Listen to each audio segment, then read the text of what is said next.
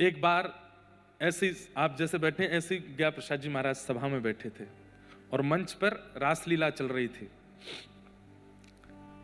तो किसी ने स्वामी जी से कहा कि महाराज जी, ये जो स्वरूप बनते हैं ना वृंदावन की रासलीलाओं में, जो मुकुट धारण करते हैं, ये मेकअप करके अनर्गल दुनिया में घूमने वाले, विवाह में पहुंच के नृत्य करने वाले वो लोग नहीं।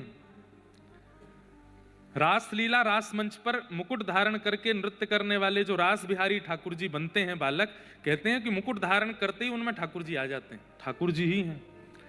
तो स्वामी जी बैठे बैठे बोले, ज्ञा प्रसाद जी महाराज बोले, ठीक है आप सबकी भावना है पर हम नहीं मानते। भाई ठाकुर जी हैं, कोई मुकुट पहन के ठाकुर जी कैसे हो जाएगा। रासलीला में बैठे थे तो बैठे बैठे उनके मन में आया, अगर ये सच में ठाकुर जी हैं तो मैं अमरूद लेकर के आया हूं और मैं सामने धर दूंगा।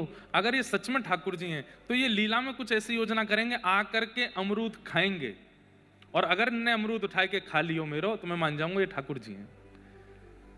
बोले स्वामी जी विचार कर रहे थे, वो अमरूद की थैली आगे धर दी, भीड़ बैठी थी खूब सारी, बैठे बैठे देख रहे थे रासलीला। आधा एक घंटे बाद ठाकुर जी जो स्वरूप सरकार बने थे मंच पे, नृत्य करते करते अचानक रुके और उन्होंने वो अमरूद की थैली देखी, तुरंत कूदे मंच से और अमरूद उठाए करके खायो, और खा करके ज्ञा प्रसाद जी की गोद में बैठ करके बोले, तुमको भगवान ना है माने, मुंह खोल जल्दी खा। 3 दिन के लिए मूर्छित हो गए स्वामी पंडित श्री ज्ञा प्रसाद जी महाराज, विश्वास नहीं हुआ उनको। और तब से उनका नियम बन गया, व्रजमंडल में जितने भी छोटे बालक दिखते थे, लाला दिखते तो उनको कन्हैया बोलते और लाली दिखती तो उनको किशोरी जी बोलते। बोले भैया या व्रज में ये बालक छोरा छोरी ना है, ये सबरे लाला हैं, ये सबरे ठाकुर जी हैं, किशोरी जी हैं, सबको हृदय से लगाते। एक बार और एक लीला सुनाऊं उनकी। जैसे पर्दा लग गया तो पर्दे के पीछे स्वरूप सरकार ऐसे लेट गए, रासलीला करके थक गए।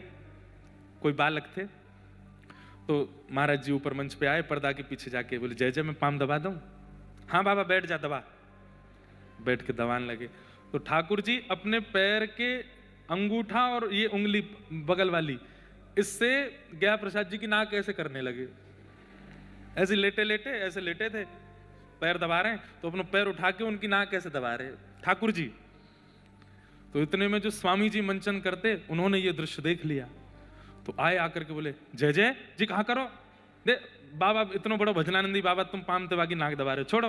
तो ठाकुर जी ने अपना चरण पीछे कर लिया। इस बात को देख करके गया